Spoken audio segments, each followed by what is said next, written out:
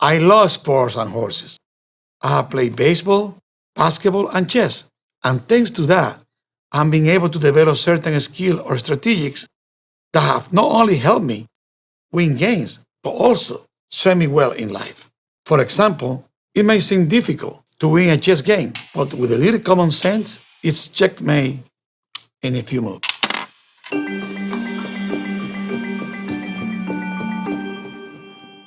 Studying medicine was my childhood dream, but it's one thing to dream about it, and another thing is to accomplish it. As the saying goes, it is a horse of a different color.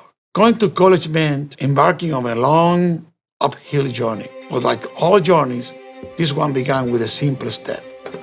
In 1973, at the age of 17, I earned my high school diploma from La Salle in Santiago and moved to Santo Domingo to study medicine at the Universidad Nacional Pedro Enrique Sureña, UNFU. My parents and my uncle, the pediatrician, helped me to pay for my tuition while I worked to pay my living expenses. They only had to pay for 1 year. My first job was at the sugarcane fields. Each Saturday, I was responsible for paying the wages of the day workers who were primarily Haitian. I too received an envelope with my name on it and my salary inside. We often had to work at jobs that had little or nothing to do with the career we are studying for, but they always offer us experiences that prove valuable later on in life, as they show us the reality of things, and reality is the best teacher.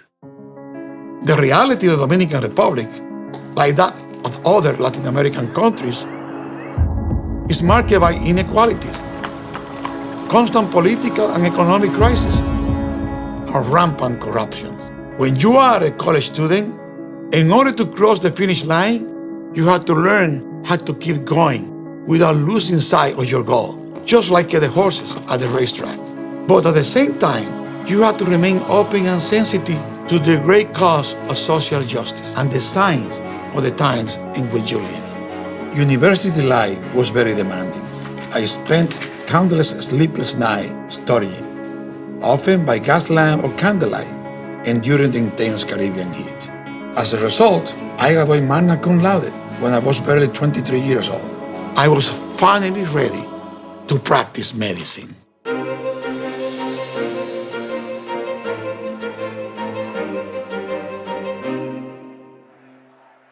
In 1986, President Joaquin Balaguer began his third term. In contrast to the previous administration, this one was more liberal. By then, Balaguer was 80 years old and nearly blind. He had decided to surround himself with new leaders, young people who were free from corruption and committed to turning the public administration around. I was 30 years old, with no political experience and no thirst for power. Nevertheless, I was called to serve as a Deputy Minister of Public Health. Assuming that role was a challenge. It was a complicated game that I didn't know how to win, but I had to take the first step.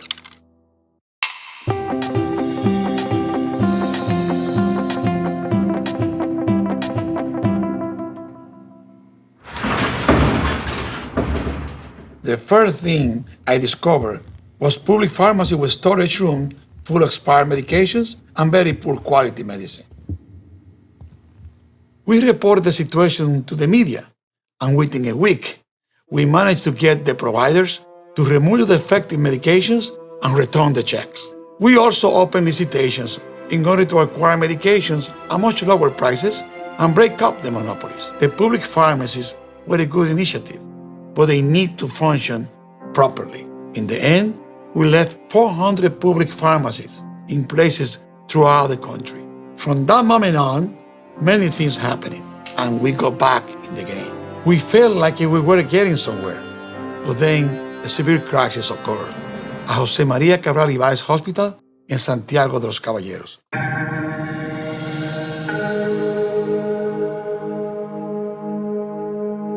The whole staff threatened to quit because supposedly there was no operating budget. The nurses were saying that there was no medicine on the night shift, that the dinner was too cold, that the bathroom smelled bad, and the floors were very dirty. And that was with the hospital full of patients.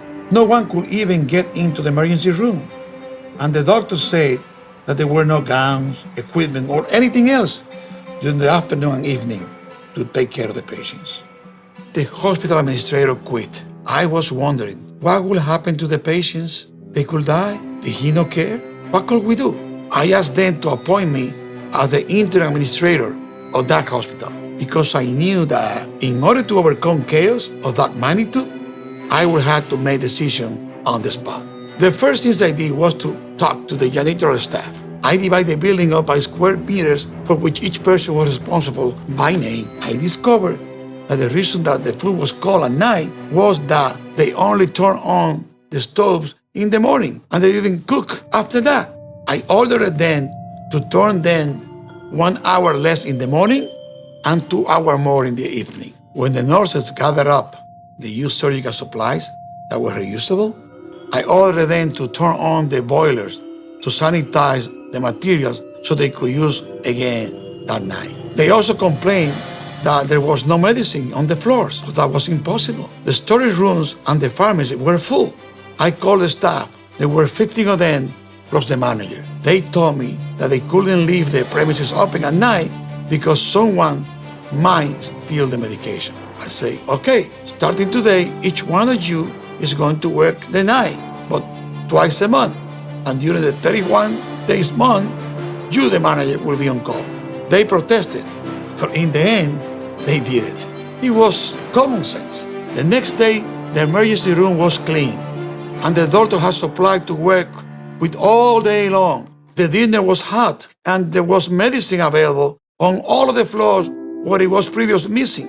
On top of all of that, the whole building looked clean. Within a week, everything had been resolved. Believe it or not, upon returning to Santo Domingo, what did I find out? Everything that had happened at the hospital was because a military officer who was close to the president wanted to pressure him to increase the budget. How much money did we spend to resolve this crisis? No one penny. And again, checkmate. We won the game. My friends, we can replicate this in every area of our lives, especially how we get through our times of crisis. Where did I learn it? Perhaps a little bit from playing chess.